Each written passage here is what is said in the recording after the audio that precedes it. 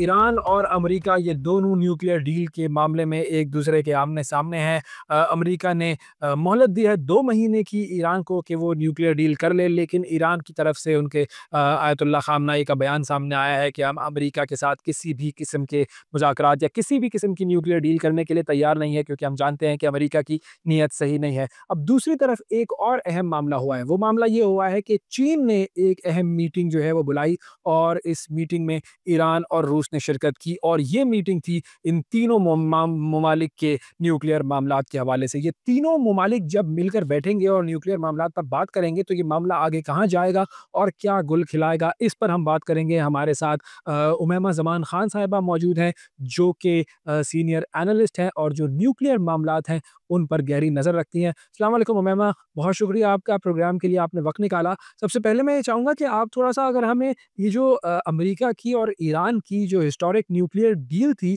इसके हवाले से कुछ थोड़ी-सी बैकग्राउंड इन्फॉर्मेशन दे सकें कि ये डील कब हुई थी और इस डील के जो टर्म्स एंड कंडीशंस थे वो क्या थे और ये जो एग्रीमेंट है इसकी हिस्ट्री क्या थी?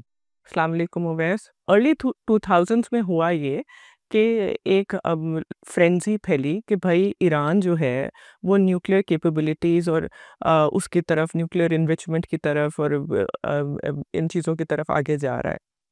तो फिर वेस्ट ने कहा कि क्या किया जाए? वेस्ट ने उसमें से अमेरिका में ओबामा एडमिनिस्ट्रेशन थी जिसने उनसे कहा कि जी ऐसा करते हैं, एक एग्रीमेंट करते हैं जिसमें रिस्ट्रेन करने की कोशिश करेंगे ईरान से। ईरान को लिमिट करने की कोशिश करेंगे। उसमें हुआ ये कि P5+1 ने मिलकर जो है वो एक एग्रीमेंट करवाया और उसमें ईरान को अंडर ओबामा एडमिनिस्ट्रेशन ये एग्रीमेंट हुआ था और उसमें काफ़ी नुकात थे जिसमें आप अपनी यूरेनियम एनरिचमेंट जो है वो लिमिट करेंगे, प्लूटोनियम को आप अपना जो है वो करेंगे, लिमिट रखेंगे, ज़्यादा बनाएँगे नहीं, सेंट्रीफ्यूजेस को आप अपने ख़त्म करेंगे, अपनी न्यूक्लियर फैसिलिटीज़ को बंद करेंगे। वो सारी लिमिटेशंस उन्होंने वहाँ एड्रेस की उस ट्रीटी के अंदर। वो साइन हुई 2015 में। लेकिन वो 2018 में ट्रंप एडमिनिस्ट्रेशन ने आकर रिवोक कर दी। तो ये इसकी कुछ प्रिसाइज़ हिस्ट्री है। अब इस साल के एंड में जब ये डील एंड हो जाएगी, तो फिर ईरान जो है वो क्या कर सकता है? ईरान जो है देखिए इस ना डील के कुछ लिमिटेड एलिमेंट्स थे, टाइमलाइन्स थी। तो थोड़ी-थोड़ी वो जो टाइमलाइन्स हैं वो ख़त्म होती जा रही हैं। अब अगर वो टाइम लाइक अभी भी ईरान ने वो टाइमलाइन ऑलमोस्ट ख़त्म नहीं भी हुई है कुछ चीज़ों की, तो ईरान ने क्विकली मोबिलाइज़ करना शुरू कर दिया है टुवर्ड्स इट्स न्यूक्लियर कैपेबिलिटीज़ और हम सारे दुनिया में ये बात जानते हैं। तो जैसे ही वो ट्रीटी ख़त्म होती है इन टोटोस, ये डेफ़िनेटली यही होगा कि ईरान बढ़ के अपना न्यूक्लियर वेपन हो सकता है, न्यूक्लियर कैपेबिलिटी को ओपनली अनाउंस कर दे। अच्छा उमैमा, एक बात बताइएगा कि देखिए दुनिया के बहुत सारे ममालिक ऐसे हैं कि जिनके पास न्यूक्लियर वेपन्स मौजूद हैं। तो ये सारे ममालिक मिलकर ईरान को क्यों रोकना चाहते हैं? देखिए, ये आपने बड़ा इंटरेस्टिंग क्वेश्चन किया है और जो टेक्निकल लोग नहीं हैं, उनके लिए ये बात समझने की बहुत ज़रूरत है। ईरान को लोग इसलिए रोकना चाहते हैं, ख़ास तौर पर वेस्ट रोकना चाहता है। भई क्यों? क्योंकि एक तो आर्म्स रेस बढ़ेगी, अगर ईरान के पास होगा तो सऊदी भी माँगेंगे, सऊदी के पास होगा तो यूएई भी न्यूक्लियर आर्म्स रेस मतलब न्यूक्लियर वेपन्स के लिए जाएँगे। तो डेफ़िनिटली मिडल ईस्ट वैसे ही एक बर्निंग ग्राउंड है और वो और जो है वो बर्निंग ग्राउंड बन जाएगा। हाउएवर होगा ये कि अगर वेपन ग्रेड न्यूक्लियर सिस्टम्स उन्होंने लॉन्च करना शुरू कर दिए अपनी न्यूक्लियर प्रोग्राम के थ्रू, तो अमेरिका को ये भी डर है ना कि इज़राइल उनकी रेंज में आएगा। वो long range ballistic missile weapons बना सकते हैं। लॉन्ग रेंज को छोड़ें, इज़राइल ईरान के मीडियम रेंज बैलिस्टिक वेपन्स से भी टैकल हो सकेगा, मतलब प्रॉक्सिमिटी देखी जाए तो। सो डेफ़िनिटली फिर उनको ये भी है कि वेस्ट को कि ये नॉन स्टेट एक्टर्स को, प्रॉक्सी वॉर्स को ये और जो है वो बढ़ाएँगे। तो वो चीज़ें जो हैं वो ज़्यादा से ज़्यादा बुरे की तरफ जाते हुए नज़र आएँगी। And this is one of the reasons जो मतलब one one of the main reasons जिसकी वज़ह से वेस्ट नहीं चाहता कि ईरान न्यूक्लियर कैपेबिलिटी हासिल करे। अच्छा, ईरान जो है वो तो ये कहता है कि उसका जो न्यूक्लियर प्रोग्राम है वो जो वो जंगी मकासद के लिए नहीं है, पीसफुल प्रोग्राम है। लेकिन अगर हम दुनिया भर की जो खबरें हैं उनको देखें, तो हमें क्या नज़र आता है कि ईरान इस वक़्त न्यूक्लियर वेपन्स बनाने के कितना करीब है? क्या इस हवाले से कोई बात कही जा सकती है? यस। हर न्यूक्लियर प्रोग्राम दुनिया में जब भी बना गया है वो पीसफुल पर्पसेस के लिए ही होता है। हाउएवर द सिचुएशन करंटली अगर हम बात करें कि आप मुझसे पूछ रहे हैं कि कितने करीब पहुंच गया है, तो मैं आपके शो से ही प्लेटफॉर्म से एक चीज़ बता दूं, चांसेस आर कि ये अपना प्रोग्राम अनाउंस कर दें, ये इतने करीब आ चुके हैं।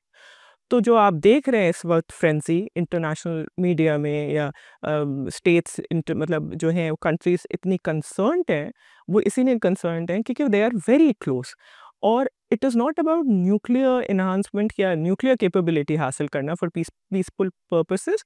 वो वेपन्स, न्यूक्लियर वेपन्स जो हैं वो तैयार कर चुके हैं, जिसकी वजह से पूरी दुनिया इस वक्त परेशान है कि अगर उन्होंने अनाउंस कर दिया, क्योंकि ट्रंप ने भी आप देखें अभी एक लेटर लिखा था इनको, तो वो सारों को पता है कि अगर उन्होंने इस वक्त कर अनाउंस कर दिया अपना न्यूक्लियर प्रोग्राम, तो वो न्यूक्लियर प्रोग्राम ही अनाउंस नहीं कर रहे, they have made the weapons, nuclear born weapons होंगे जो जो जो कि सरफेस पर आ जाएंगे। सही। और ये जो मीटिंग है चाइना, ईरान और रशिया की न्यूक्लियर वेपन्स के हवाले से, न्यूक्लियर डील के हवाले से, इसकी कितनी सिग्निफिकेंस है? वेल देखिए, चाइना, रशिया और ईरान जो अभी मिले हैं और वो जो मीटिंग हुई है, अब एक बात समझने की है एंड मेरे वेस्टर्न जो हमारे स्ट्रेटेजिक सर्कल के लोग हैं, वो भी अब इस बात को समझते हैं, लेकिन एक्सेप्टेंस कम है। चाइना जो है ना, वो इसी सिस्टम का, ग्लोबल कैपिटलिस्ट मॉडल का ही एक वहाँ उसी में से निकलता हुआ सितारा है। वो कोई नया ग्लोबल ऑर्डर नहीं लेकर आए हैं, उन्होंने कोई नई चीज़ नहीं की, जो हम दुनिया में देख रहे हैं उसी में से वो उभर रहे हैं। तो वो उनका मैकेनिज़्म ऑफ वर्क वो बहुत डिफरेंट है वेस्टर्न अलायंसेस से। वो कहते हैं कि भई आप हमें तंग नहीं करो, हम आपको तंग नहीं करेंगे।